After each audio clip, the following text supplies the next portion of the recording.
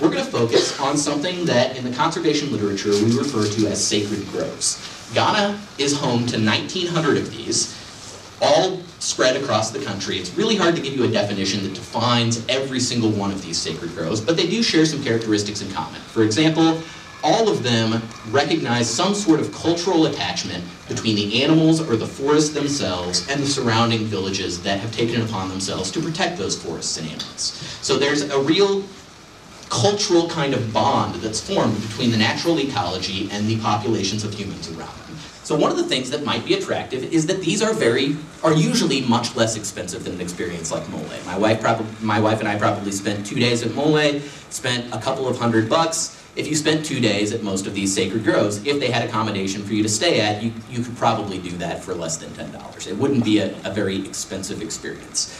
It also tends to be a situation where you have very few visitors associated with the site. And finally, you really get a holistic experience. You get the combined natural experience of being out in the wild, seeing these animals that you wouldn't have the opportunity to see otherwise, but you also get to see the cultural elements that are combined within this population. So specifically today, we're going to be talking about a kind of unusual example of a sacred grove, which is a bit more developed of a sacred grove. This is where I conducted my research. This is Ghana's Baobeng Fiema Monkey Sanctuary. It's about 475 acres of what we call mosaic forest, which is kind of a sideways way of talking about a forest that has a whole bunch of different types compressed together into a small location.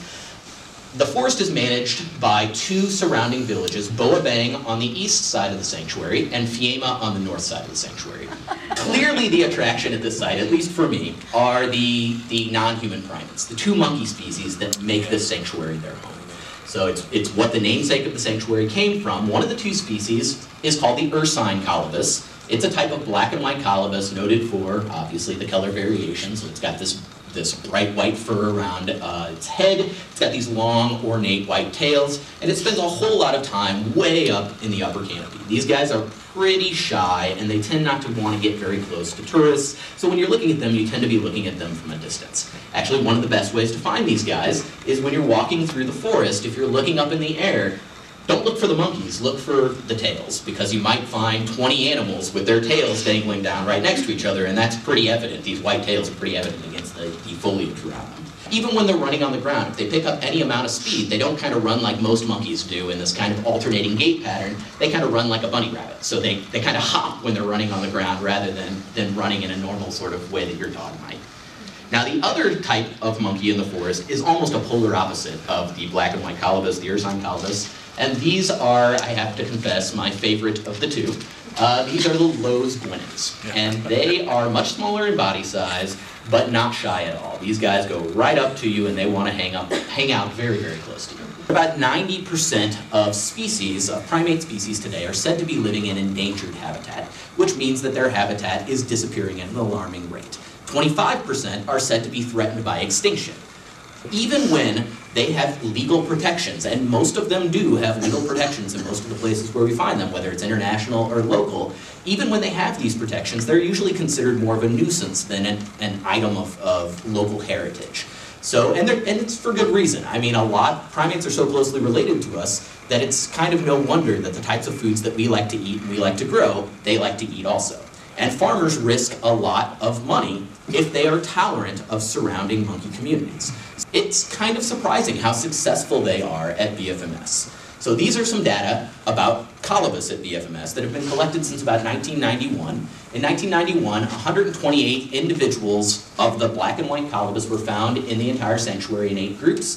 By 1997, 163 in 10 groups. By 2000, 189 to 211 in 14 groups, and as recently as 2003, 217 to 241 in 15 groups. A consistent growth of the population, despite the fact that the sanctuary itself is not growing. It's shrinking because of little cuts along the margin of it.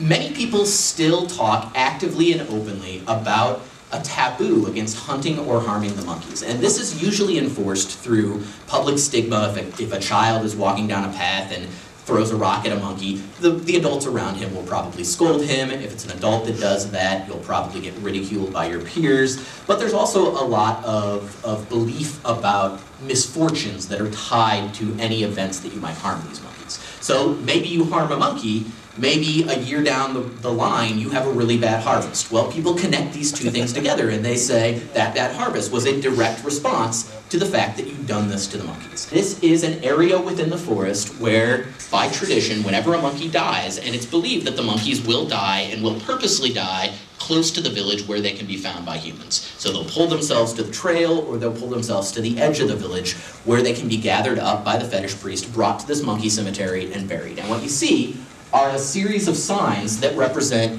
what species it is, what the age of the individual was, and when that individual monkey died. But not only are the monkeys buried in this site, by tradition the fetish priests are as well. Oh, wow. So not only are they setting aside an area of this forest and ritually burying the monkeys, they're continuing that association with the human community into perpetuity. But what does BFMS offer to tourists that other sites like Mole might not? And you can see it right there. This is a very unique opportunity to experience monkeys and humans living in close proximity to one another. So the two species are represented doing what they do periodically throughout the week. The black and white colobus do this much less frequently than do the Lowe's guenons, but they regularly raid the village. For the black and white colobus, they run in and they chew on the mud architecture of homes, presumably trying to get some mineral content out of that mud. They run up and down the streets and hop onto kind of ornamental trees that might be growing in front of people's houses to eat the leaves there.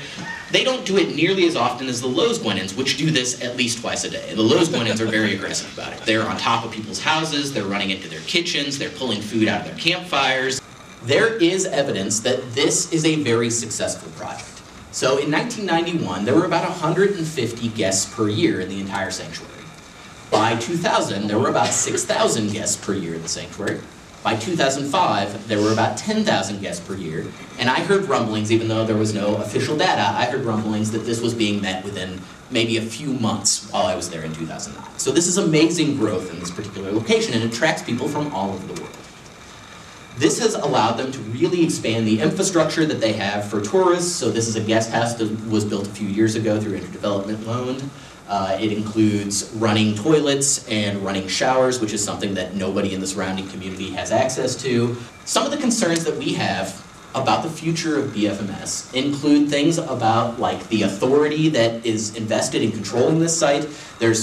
There were many conflicts while I was there between the Ghanaian government, which was represented by agents of the Wildlife Division, and also the Sanctuary Management Committee, who were elders, chiefs, fetish priests in the local community. 75% of the respondents that he asked said they would be eating the monkeys in that forest if there was not this taboo protecting them.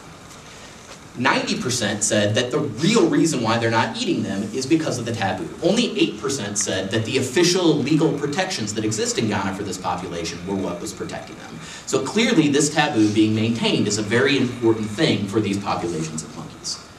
One of the biggest gripes that local community members have is a lack of revenue sharing. So this is what I heard probably the most of anybody that I talked to about how likely it was for this to be a successful future project. Most people in the community, 55%, see that there's a lot of growth, there's a lot of money coming in, but they argue that they're not seeing any kind of benefit from it, and that the remaining 45% presumably are the individuals that are getting the majority of the benefit out of it. So this is a big concern. Poor nutrition is a real issue with all of the primates, or at least the guenons for the most part, becoming so dependent on the village. How's that going to affect their biology if they're eating so many human foods? And particularly how it's going to affect their biology if tourists start bringing in a lot of foods. So more than a couple of times, tourists would bring in bags of chips, and they'd be feeding them bags of chips or candy or something like that. And obviously that's going to have a long-term detriment to this population. And there's a general concern about whether or not the community will continue to tolerate all of the invasions, all of these raids of the surrounding primates. I really kind of got a glimpse of this during a very lean season where they'd had a pretty bad maize harvest. They hadn't had as much rain as they typically do, and there was a lot of conflict over whether or not they were going to allow these monkeys to be as aggressive as they had been in the past. And during this time period, these couple of months that were very lean months, there was a lot more aggression shown at the monkey communities during that time period than I saw at any other time during the period that I was observing them. And of course, we're always concerned about the commodification of culture. So as they start to turn culture into a valuable resource, are they going to start losing what's significant about that cultural item? So hope for the future.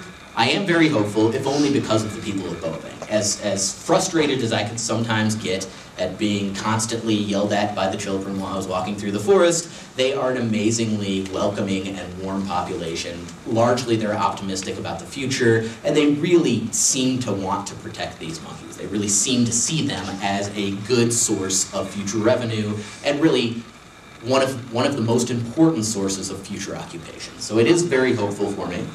And finally, there are a lot of, even within that 1 year that I was in BFMS, there were a lot of initiatives that were targeted at this forest and trying to maintain this forest. There was a conservation ambassador program that was initiated where individuals were trained by members of the wildlife division to learn about the monkeys and to get literature that they could go back to their home communities and communicate to important members of their community about the significance of this site.